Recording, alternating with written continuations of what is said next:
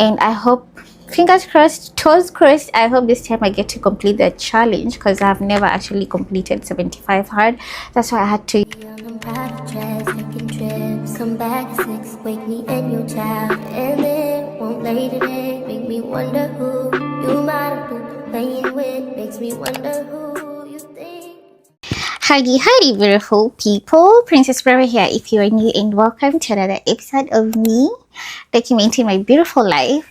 So it's exactly 9:50 p.m.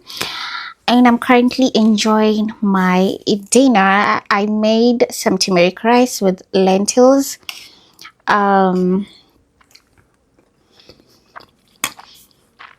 It is so good. I'm having that with a glass of mango juice. In this juice, it is so good.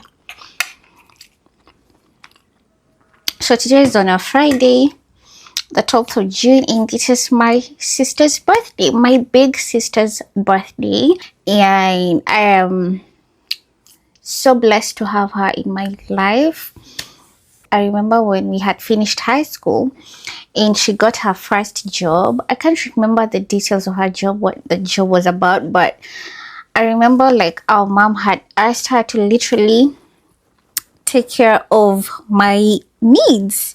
So she had to take care of like buying my body care things, you know, my moisturizer, my clothes, and my sanitary pads, of which of course you can't do without the sanitary pads. You have to buy them like every month. And I remember I felt so bad for her because it's just her first job, her first salary, and honestly that she had to go through that. But I am super duper grateful that she took care of me during that time, and she took care of my needs. And I know she knows this because whenever I get the opportunity, I always remind her and tell her how grateful I am that she had to do that for me. Yeah, so it's my sister's birthday, and I just pray and hope that she gets to experience this life to the fullest. She gets to know that she is loved, she's cared for, and that she gets to, you know, do the things that she loves and not to care about what anybody thinks or says about her in her life. And she gets to experience all the good things in life. She gets to have good health and all, you know, I'm sending positive energy, positive vibes, all the love, blessings her way. So I toast to my sister, to my big sister. And I miss her so much. I miss her so much. I can't even remember the last time I saw her, but anyways, let me finish my dinner. I'll see you tomorrow, okay? Have a good night.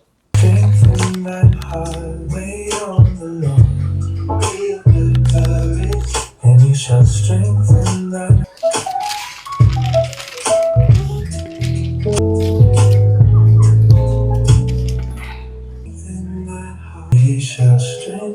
thy heart. Wait on the Lord. Wait on the Lord. Be of good courage, and he shall.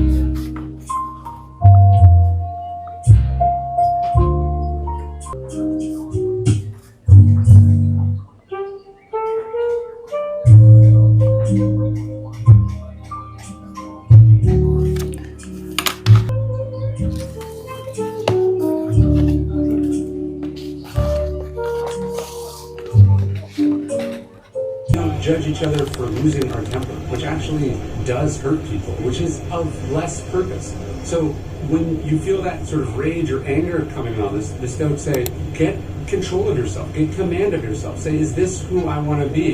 Is this what being a mature adult is? And the answer is almost certainly no. You're not going to be remembered. You're not that important. Marcus Aurelius, he says, run down the list of all the people that came before him. He says, what happened to all these famous names, these names that used to sound so familiar? You know what they are now? They're like what Taylor Swift talks about, who's who, who's that. We all disappear. We all recede into memory. We are all forgotten.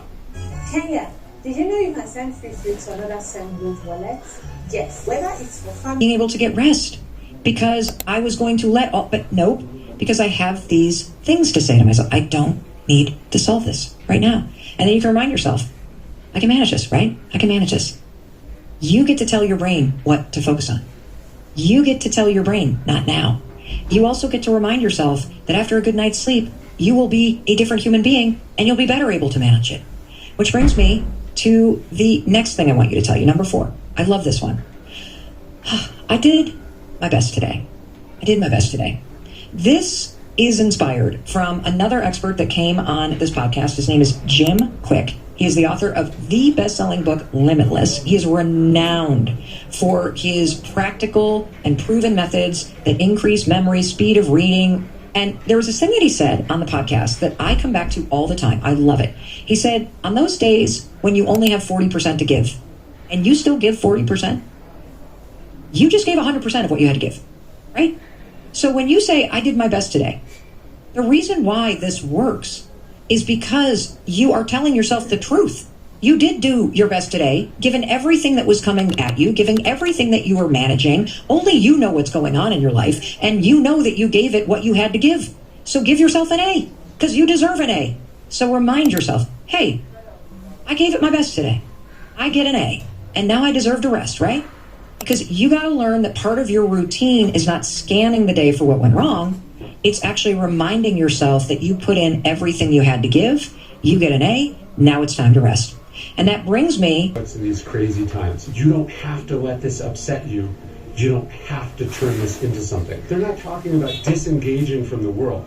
They're just saying you don't have to let your feelings get hurt all the time. You don't have to let everything make you anxious or worried. You don't have to extrapolate this out to what it could possibly mean. You don't have to follow every news story. You don't have to let this upset you, Marcus Aurelius says. You don't have to turn this into something. You can just let it be. You can accept the information. You can focus on what's in your control. You can focus on what you need to do. You don't have to turn this into something. Your problem is that you want the third thing.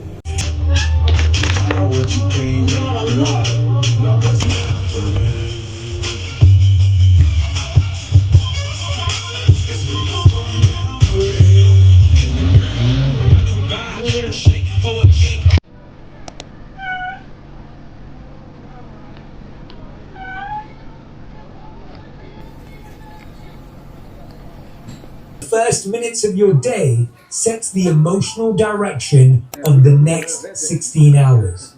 And that is not spiritual exaggeration, that's neurological fact. Most people think the morning is just the start of the day. It's not. The morning is the start of your operating system. What runs in those first minutes doesn't just affect your mood, it architecturally shapes how your brain will cortisol to reinforce hypervigilance. But if those first thoughts are intentional, structured, and directed, the CAR becomes fuel for focus, resilience, and cognitive flexibility. So the ancients were right. The morning mind is different. It's more receptive, more programmable, and more consequential than any other period of your day. And right now, most of us are flooding it with social media, news alerts, and unconscious dread. Let's fix that. The 7 things to tell your mind. The first thing to tell your mind in the morning is I am awake before my problems.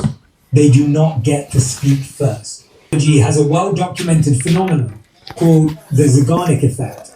The brain preferentially recalls unfinished tasks and unresolved problems. Okay. It's exactly 7 or 5 p.m. Today is on our Monday, the 15th of June 2026, and I want to take my makeup off. The last time I recorded was on Friday, so I already took my bath, did my skincare routine. I had to take that makeup off my face because my skin wanted to breathe. Anyways, let me first put this mic over here so I can use my hands. Yeah, let me just tell you, today when I woke up, I was feeling so unmotivated to actually work out, and the only thing that really helped is I took my journal and I saw the things that I had written down, the woman that I wanna become.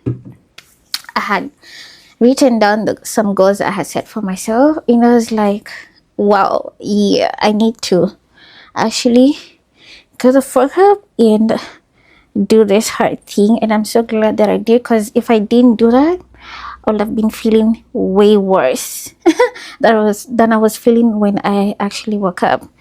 So most of the times, I honestly don't want to do half the shit that I actually am supposed to do. But the thing that keeps me going is the discipline.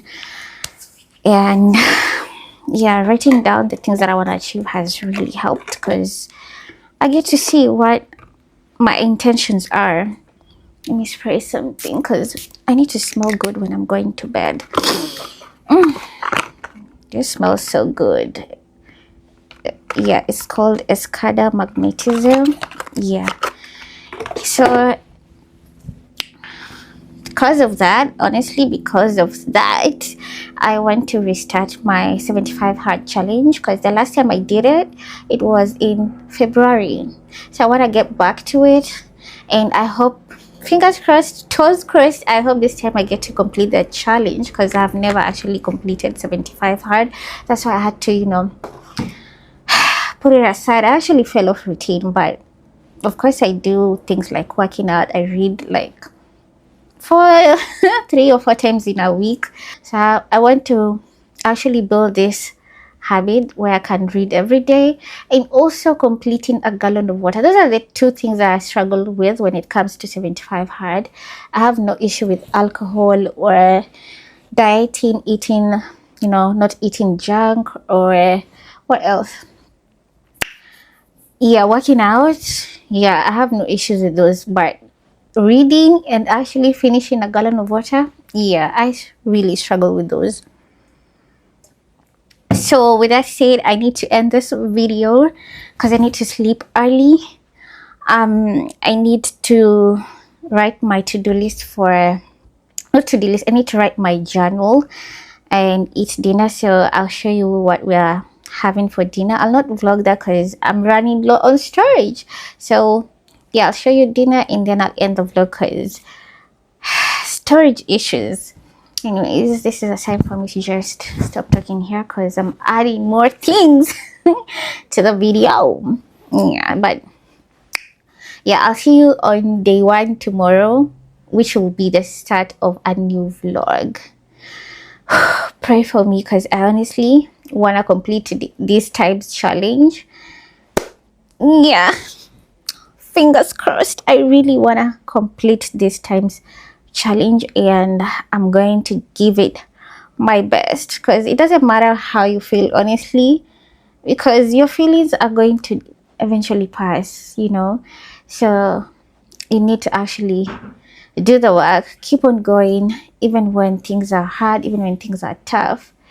Yeah, in fact, when things are hard, that's when you actually need to keep on going. Yeah, so